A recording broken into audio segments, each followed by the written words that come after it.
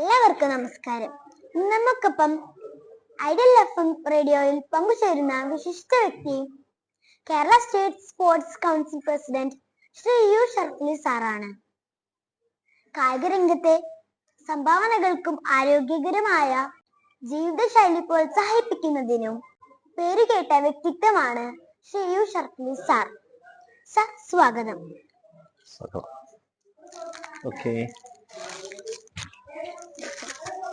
Sir, സ്കൂളുകളിൽ ശാരീരിക വിദ്യാഭ്യാസം എത്രമാത്രം പ്രധാനമുള്ളതാണ്?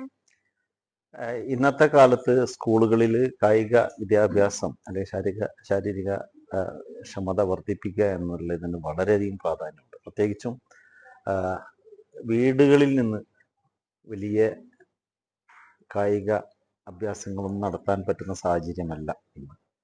കുട്ടികളുടെ ജീവിതശൈലി, അതുപോലെ തന്നെ സ്കൂളുകളിൽ ഇപ്പോഴും അടച്ചിട്ട റൂമിൽ കുട്ടികളെ ഇരുത്തി പഠനത്തിന് കൂടുതൽ പ്രാധാന്യം കൊടുക്കുന്ന ഒരു സാഹചര്യത്തിൽ പണ്ടത്തെ പോലെ കുട്ടികൾക്ക് സ്വയം കായികപരമായിട്ട് പ്രവർത്തിക്കാനോ അല്ലെങ്കിൽ കായിക ശേഷി വർദ്ധിപ്പിക്കാനുള്ള അവസരമില്ലാത്ത സാഹചര്യം.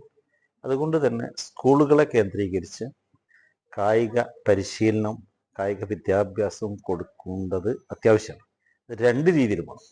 കായിക രംഗത്തെ പ്രാധാന്യത്തെക്കുറിച്ചും കായിക മേഖലയിൽ പ്രവർത്തിക്കേണ്ടതിനെ കുറിച്ചും കുട്ടികൾക്ക് എഡ്യൂക്കേഷൻ കൊടുക്കുകയും വേണം.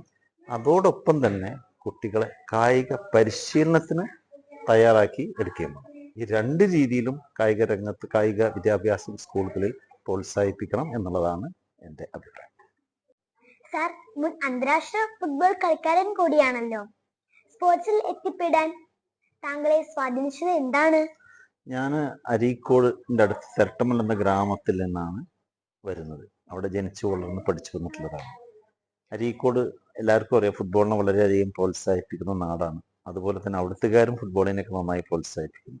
എൻ്റെ കുടുംബക്കാരും ഞാൻ ചെറുപ്പത്തിൽ തന്നെ അത്യാവശ്യം കളിച്ചു വരുന്ന സമയത്ത് തന്നെ ആ വളരെ ചെറുപ്രായത്തിൽ തന്നെ വലിയ പ്രോത്സാഹനം തന്നിട്ടുണ്ട്. അതുകൊണ്ട് തന്നെ ഞാനൊരു മികച്ച ഫുട്ബോൾ താരമായി മാറാൻ സാധിച്ചിട്ടുണ്ട്. കളിക്കുന്ന കാലത്ത് തെരട്ടമ്മൽ AUP സ്കൂളിലും അരീക്കോട് ഓറിയന്റൽ സ്കൂളൊക്കെ പഠിക്കുന്ന കാലത്ത് അവിടെയുള്ള ഫിസിക്കൽ എഡ്യൂക്കേഷൻ ടീച്ചേഴ്സും വലിയ പ്രോത്സാഹനം തന്നിട്ടുണ്ട്. കളിയിലുള്ള മികവ് മനസ്സിലാക്കി സഹോദരനും അതുപോലെ തന്നെ സ്കൂളിലെ PT മാഷും സ്പോർട്സ് സ്കൂൾ അന്ന് കാലത്ത് ഹോസ്റ്റൽ സൗകര്യത്തോടു കൂടി കളിക്കാനും പഠിക്കാനുള്ള സൗകര്യം സ്പോർട്സ് കൗൺസിലിൻ്റെ കീഴിലുണ്ടായിരുന്നു. അങ്ങനത്തെ സെൻറ്ററുകളിൽ കൊണ്ടുപോയി ചേർക്കുകയും അതിനുശേഷം കോളേജ് പഠനകാലത്തും സ്പോർട്സിന് കൂടുതൽ പ്രാധാന്യമുള്ള കോളേജിൽ കൊണ്ടുപോയി ചേർക്കുകയും ചെയ്തപ്പോൾ കായിക പരിശീലനത്തിന് പഠിക്കുന്ന കാലത്ത് തന്നെ വലിയ അവസരം കിട്ടി. അതുതന്നെയാണ് എനിക്ക് സ്വാധീനിച്ചിട്ടുള്ള ഏറ്റവും വലിയ ഘടകം. സ്പോർട്സിൽ താല്പര്യമുള്ള ഞങ്ങളുടെ കൂട്ടുകാർക്ക് താങ്കൾ എന്ത് ഉപദേശമാണ് നൽകാൻ ആഗ്രഹിക്കുന്നത്? സ്പോർട്സ് അതൊരു സംസ്കാരമായിട്ട് തന്നെ കാണണം. ഒന്നാമതായിട്ട് എല്ലാവർക്കും ചിലപ്പോൾ കളിക്കാൻ പറ്റിക്കൊള്ളുന്നില്ല, എല്ലാവർക്കും കളിക്കാനും കായിക മത്സരങ്ങളിൽ പങ്കെടുക്കാനുള്ള കഴിവുണ്ടായിക്കൊള്ളുന്നില്ല. പക്ഷേ അതിനെ പ്രോത്സാഹിപ്പിക്കാൻ എല്ലാവർക്കും കഴിയും. അതുകൊണ്ട് ഒരുപാട് നേട്ടങ്ങളുണ്ട്. നേരത്തെ പലരും സൂചിപ്പിക്കാറുണ്ട്, ആരോഗ്യം തന്നെ ഒന്ന്. കായിക രംഗത്ത് പ്രവർത്തിക്കുന്ന ആളുകൾക്ക് അവരുടെ ആരോഗ്യം ശരിക്ക് മെയിൻറ്റെയിൻ ചെയ്യാൻ കഴിയും. അതിലുപരിയായിട്ട് നല്ലൊരു ഡിസിപ്ലിൻ ഉള്ള മേഖലയാണ് സ്പോർട്സ്.